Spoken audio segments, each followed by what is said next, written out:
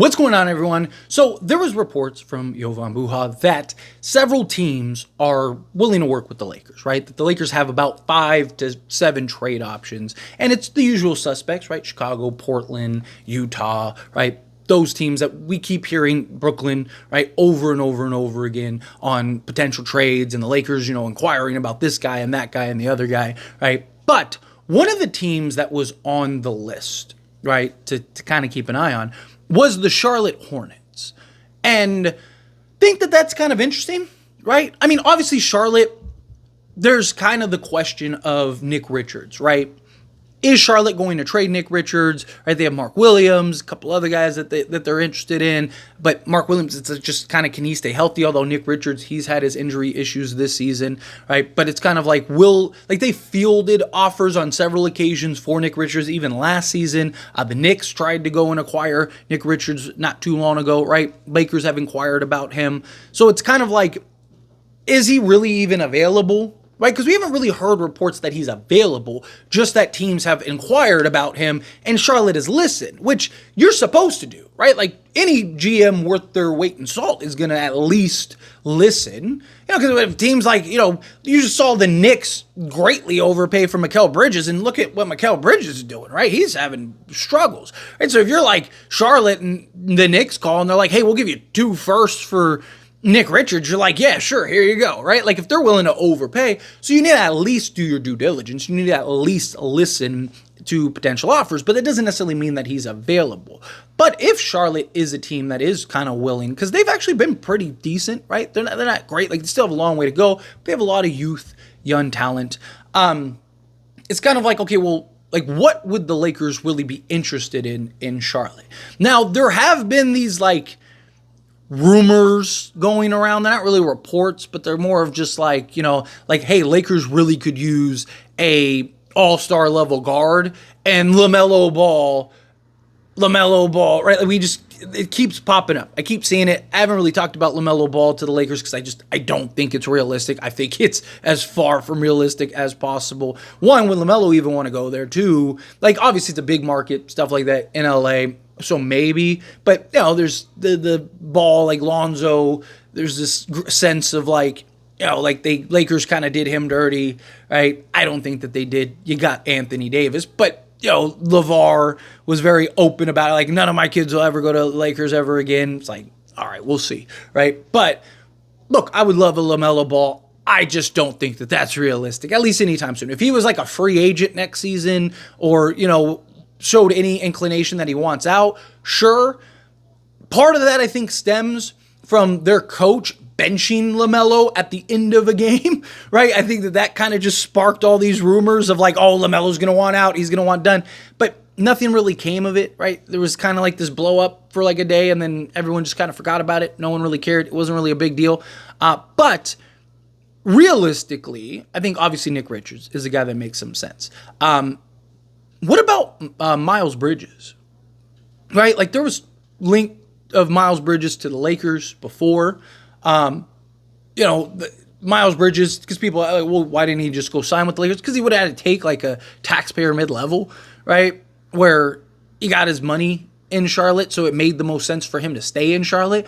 But since then, like things have changed for Charlotte, right? You have like Trey Mann, who's really emerged and been great for them on both sides of the basketball. It's like at some point you're probably gonna have to start him, right? And then you have Brandon Miller, who's been playing the 3, right? Like most of their starters, it's like LaMelo Ball, right? And then they're doing Brandon Miller, with Miles Bridges, right? And then Nick Richards has had some times, but usually Mark Williams starts when he's healthy and available. Taj Gibson's kind of played several games, but like kind of go down the roster, and it's like they have several young guys that they may end up looking like kind of long-term for, right? They have Saloon, I think is how you say his name. I might be wrong, but he's like their young forward. He's the guy that they drafted that's like 19, right? Like some point you're going to be looking for him to kind of take some strides. He's been starting recently because Miles Bridges has been injured. So it's kind of like, okay, so at some point you have like 2 or 3 guys that are going to need to fill in the main roster, right? And that doesn't mean that they have to trade Miles Bridges now. And then obviously price, like what are you getting for him? But like there was talks about Charlotte kind of being willing to get off of him already. And it was like, okay, well, we don't want to lose him for nothing, so we should sign him. Now that they've signed him, and then I think December 15th, I think he's available December 15th. So, around then, maybe you could see something where it's like, okay, maybe they field offers. Again, I don't necessarily think that they'll just rush to trade him or just trade him to trade him. However, I wouldn't be shocked if they did that, right? Because then right now, then you could go like LaMelo, right? Put Trey Mann into the starting unit with Brandon Miller at the 3, which they've played him at the 3 a lot too, and then kind of just piece it out that way and kind of figure out what they want to do. So like in an ideal scenario, could the Lakers get like a Miles Bridges and a Nick Richards, right? You solve your 3-and-D wing, and he's also 26 years old, so he's incredibly young still, right? So like you'd have him even after Anthony Davis, right? And he's a legit sizable, 6'8", versatile wing that legit can defend, go get you 20 a night, right? Like the guy, I mean, he'd be great, right? Again, what's the cost? Lakers are very limited on assets. And is there anything specific that Charlotte would want from the Lakers, right? Maybe like an Austin Reeves, but would the Lakers really trade Austin Reeves? I would. If you could turn Austin Reeves into Miles Bridges, I would do that all day, including Sunday. Again, you talk about a legit 6'8" forward that can defend 1 through 5 on many nights and also knock down the 3 ball. You can give the ball to and just go get you a bucket. He is better than Austin Reeves. Again, if you can get the better player, you get the better player. But like, you look at kind of Miles Bridges and his age, his cost. Is it something that they would be willing to kind of part with? Maybe, right? Like maybe they'd be willing to like sell him. Again, he's 26. So like he's not that old to where it's like, okay, like we have to move off of him. We have to get off of him. And so far this season, it kind of like go over what he's doing and producing. He's averaging 30 minutes a game. He's shooting 42.5% from the field, which is down for the last 3 years. He shot 46% and then 49 and 50% from the floor. But 3-point range, he's shooting about 35%. He's a career 35% 3-point shooter, but he has had seasons where he shot 40% on 4.4 attempts. 2-point range, he's shooting 50%, which is again down. He shot usually around 55 to 60% from 2-point range.